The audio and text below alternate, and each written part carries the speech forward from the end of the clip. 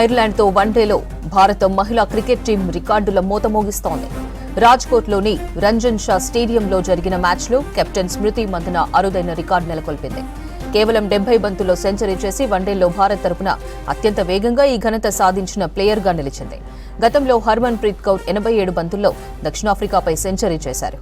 మందన సెంచరీతో హర్మన్ ప్రీత్ రికార్డు తెరమరుగైంది. కెరీర్లో 10వ సెంచరీ పూర్తి చేసింది మందన. భారత్ ఐర్లాండ్ ఉమెన్స్ జట్ల మధ్య జరుగుతున్న మూడో వన్డే పలు రికార్డులు నమోదయ్యాయి. టీమిండియా తొలిసారి వన్డేల్లో 400కి పైగా పరుగులు చేసింది. నిర్ణీత 50 ఓవర్లలో 5 వికెట్ల నష్టానికి 435 పరుగులు చేసింది. ఇప్పటి వరకు ఉన్న 370 పరుగుల రికార్డులను బద్దలు కొట్టింది. ఐర్లాండ్పైనే జనవరి 12న 370 పరుగులు చేసింది భారత్. ఇప్పుడు మరోసారి ఆ రికార్డును అధిగమించింది. ఓవరాల్గా మహిళా క్రికెట్ చరిత్రలో ఇది 4వ అత్యధిక స్కోర్. ఐర్లాండ్పై న్యూజిలాండ్ 2018లో 491 రన్స్ చేసింది. భారత్ టీంలో కెప్టెన్ స్మృతి మందన, మరో ఓపెనర్ ప్రతీకా రావల్ సెంచరీల మూత మోగించారు. మందన 135 పరుగులు చేయగా ప్రతీకా రావల్ 154 రన్స్ చేసింది. వన్డౌన్లో వచ్చిన రిచా ఘోష్ 59 పరుగులతో దూకుడుగా ఆడేసింది. దీంతో టీమిండియా భారీ స్కోర్ చేసింది. మరోవైపు భారీ టార్గెట్తో బరిలోకి దిగిన ఐర్లాండ్ ఆరంభంలోనే తడబడింది. 10.4 ఓవర్లు ముగిసేసరికి 69 పరుగులకు 2 వికెట్లు కోల్పోయింది ఐర్లాండ్. మరిన్ని డీటెయిల్స్ తేజస్వి లైవ్ లో అందిస్తారు. తేజస్వి, ఐర్లాండ్ తో వన్డేలో మహిళా క్రికెటర్ల రికార్డులపై అప్డేట్స్ ఏంటి? Right Aparna, Ireland versus India third one day match అయితే రాజ్కోట్ లో జరుగుతోంది. అండ్ లాస్ట్ 2 మ్యాచెస్ లో ఇండియా సక్సెస్ఫుల్ గా గెలిచేసి 2-0తో ఈ ఫైనల్ మ్యాచ్ కి అయితే వచ్చేసారు.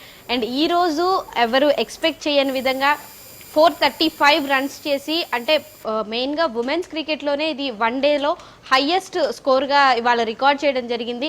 అండ్ ఈరోజు స్మృతి మందన క్యాప్టెన్సీలో మెయిన్గా లాస్ట్ మ్యాచెస్లో హర్మన్ ప్రీత్ కౌర్ క్యాప్టెన్గా చూసాము.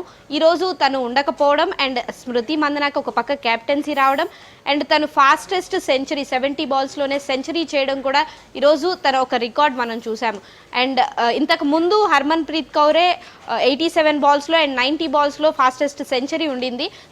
తనని బీట్ చేస్తూ ఈరోజు స్మృతి మందన 70 బాల్స్కే సెంచరీ రికార్డ్ చేయడం జరిగింది. అండ్ తనతో పాటు ఓపెనర్గా వచ్చిన ప్రతీకా రావెల్ కూడా 154 24 అండ్ ఒక 6తో 154 రన్స్ చేయడం, మంచి పార్ట్నర్షిప్. ఫస్ట్ ఓపెనింగ్లోనే వాళ్ళిద్దరి మధ్య మంచి పార్ట్నర్షిప్ బిల్డ్ అవ్వడం, 200 పైనే వాళ్ళిద్దరూ పార్ట్నర్షిప్ బిల్డ్ చేశారు. సో ఇక్కడ ఐర్లాండ్ బౌలర్స్ ఫెయిల్ అయ్యారు అనడం కంటే కూడా మన ప్లేయర్స్ ఓపెనింగ్ పార్ట్నర్షిప్ ఇంత బాగా రావడానికి, ఎందుకంటే నెక్స్ట్ ఆడిన వాళ్ళు అంత మంచి స్కోర్ చేయలేకపోయారు.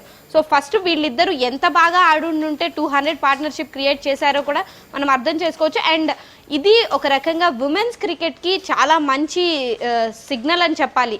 ఇప్పుడిప్పుడే కొంతవరకు ఉమెన్స్ క్రికెట్ని అందరూ ఎంకరేజ్ చేయడం, మేల్ క్రికెట్తో దీన్ని ఎంకరేజ్ చేయడం, ఈక్వల్గా ఎంకరేజ్ చేయడం చూస్తున్నాము. అండ్ ఇలా కనుక హయ్యెస్ట్ స్కోర్ ఇంత స్కోర్స్ కనుక కొట్టి అండ్ ఇలా ఇంత మంచిగా ఆడుతున్నప్పుడు మేల్ క్రికెట్తో ఈక్వల్గా ఇండియాలో మెయిన్గా ఉమెన్ క్రికెట్కి కూడా అంత ప్రోత్సాహం దొరుకుతుంది. సో మన ఫీమేల్ క్రికెటర్స్ అందరూ ఇంత బాగా ఆడుతున్నప్పుడు ఖచ్చితంగా ఆ ఎంకరేజ్మెంట్ ఆల్రెడీ స్టార్ట్ అయిందనే చెప్పాలి. అండ్ వీళ్ళిద్దరి తర్వాత ఓపెనర్స్ తర్వాత రిచా ఘోష్ మనం చూస్తూనే ఉంటాం. లాస్ట్ మ్యాచెస్లో తను చాలా ఈజీగా 6 కొట్టడం చూస్తుంటాం. తను కూడా ఒక హాఫ్ సెంచరీ రికార్డ్ చేసి 59కి తను వచ్చిన దగ్గర నుంచి దూకుడుగానే ఆడుతూ ఉండింది.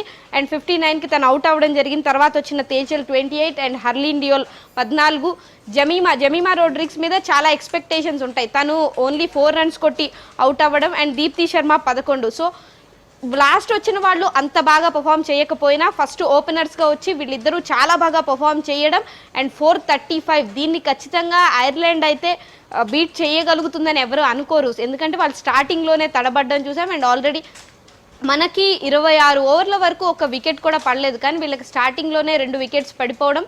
అండ్ ఈ రోజు అయితే ఖచ్చితంగా ఇది ఉమెన్ క్రికెట్కి అయితే చాలా మంచి రోజు అని చెప్పుకోవాలి అపర్ణ.